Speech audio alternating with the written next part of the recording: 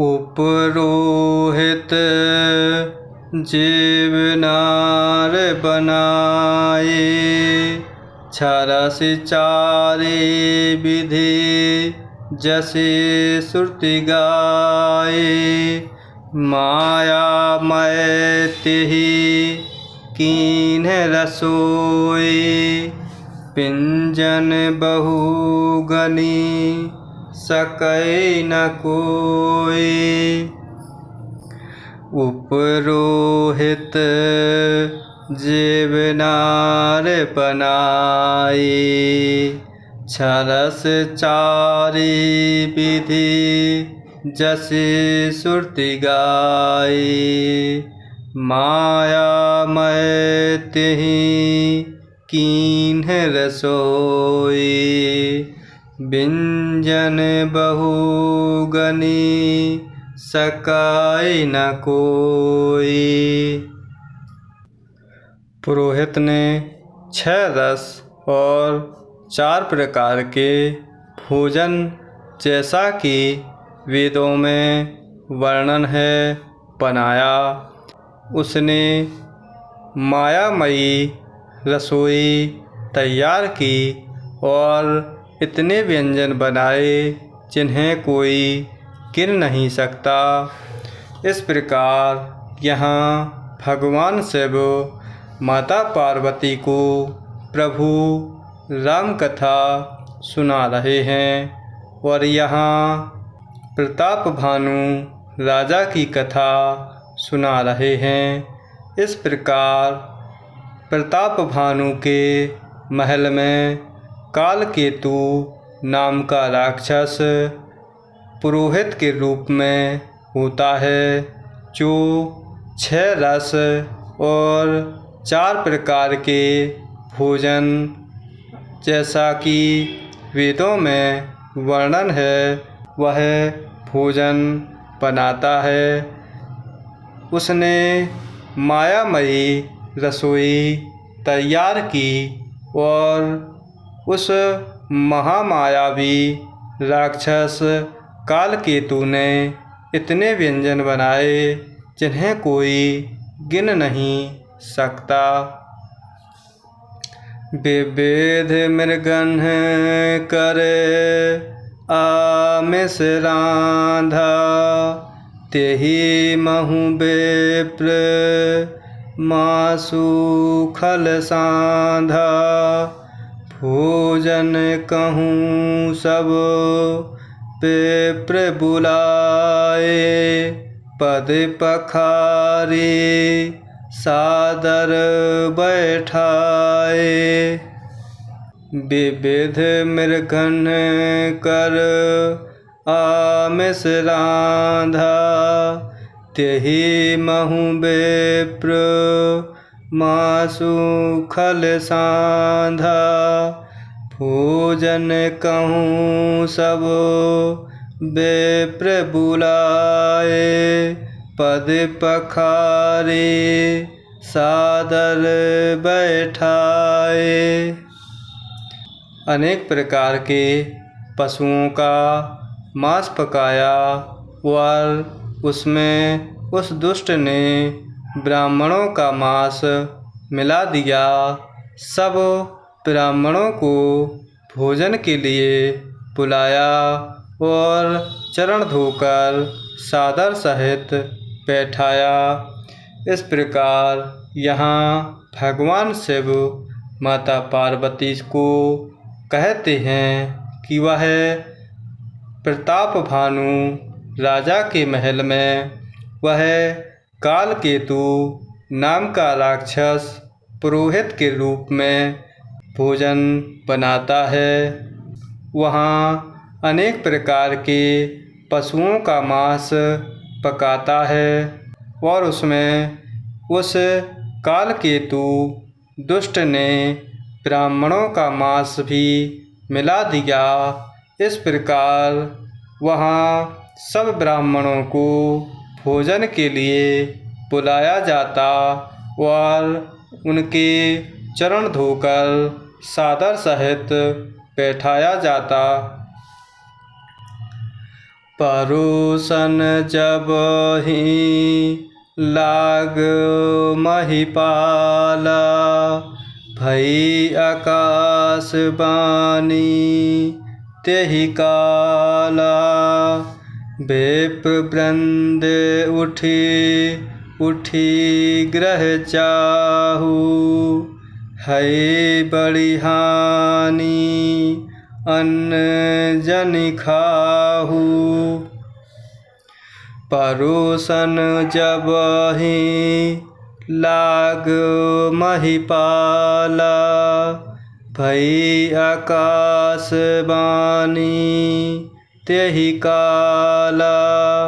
विप्र वृंद उठी उठी ग्रह जाहू, है बड़ी हानि अन्न जन खाहू। ज्यों ही राजा परोसने लगा, उसी काल केतु कृत आकाशवाणी हुई, हे ब्राह्मणों, उठ उठकर अपने घर जाओ, यह अन्न मत खाओ, इसके खाने में बड़ी हानि है। इस प्रकार यहाँ भगवान शिव माता पार्वती को प्रभु राम कथा सुना रहे हैं और यहाँ प्रताप भानु राजा के महल में जो होता है वह सुना रहे हैं। इस प्रकार यहाँ ज्यों ही प्रताप भानु राजा भोजन परोसने लगता है, उसी समय कालकेतु नाम का राक्षस मायावी आकाशवाणी करता है कि हे ब्राह्मणों, उठ उठकर अपने घर जाओ, यह अन्न मत खाओ, इसके खाने में बड़ी हानि है।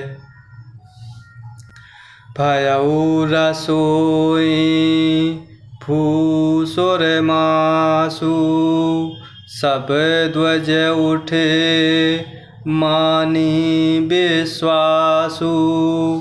भूप विकल मति मुँह भुलानी, भावी बस ना आओ मुख बानी।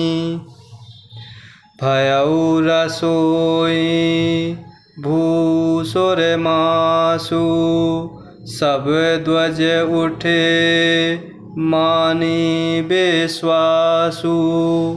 भूप विकल मति मुँह भुलानी, भावी बस ना आवो मुख बानी।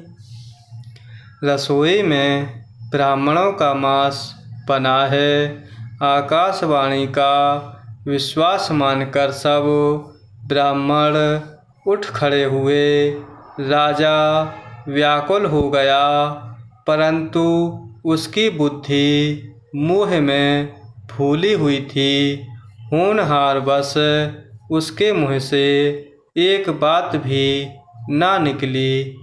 इस प्रकार यहाँ भगवान शिव माता पार्वती को प्रभु राम कथा सुना रहे हैं और यहाँ प्रताप भानु राजा की कथा कह रहे हैं।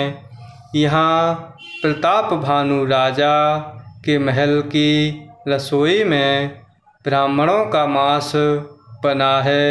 इस प्रकार वह कालकेतु मायावी आकाशवाणी में कहता है। तब इस प्रकार वहाँ उपस्थित उस आकाशवाणी पर विश्वास मानकर सभी ब्राह्मण उठ खड़े होते हैं। इस प्रकार राजा प्रताप भानु व्याकुल हो जाता है, परंतु उस राजा की बुद्धि मोह में फूली हुई थी। इस प्रकार होनहार बस उस राजा के मुँह से एक बात भी ना निकलती। बोले विप्र सकूप तब नहीं कछु कीन विचार। जाय निशाचर हो नृपु मूढ़ सहित परिवार। बोले विप्र सकूप तब नहीं कछु कीन विचार। जाय निशाचर हो नृपु मूढ़ सहित परिवार। तब ब्राह्मण क्रोध सहित बोल उठे। उन्होंने कुछ भी विचार नहीं किया। अरे मूर्ख राजा, तू जाकर परिवार सहित राक्षस हो। इस प्रकार यहाँ भगवान शिव माता पार्वती को प्रभु राम कथा सुना रहे हैं और यहाँ प्रताप भानु राजा की कथा सुना रहे हैं। इस प्रकार कालकेतु नामक राक्षस मायावी आकाशवाणी कहता है। तब वहाँ उपस्थित ब्राह्मण क्रोध हो जाते हैं और क्रोध भरे वचन बोल उठते हैं और वह ब्राह्मण कुछ भी विचार नहीं करते और इस प्रकार ब्राह्मण कहते हैं, अरे मूर्ख राजा, तू जाकर परिवार सहित राक्षस हो जा।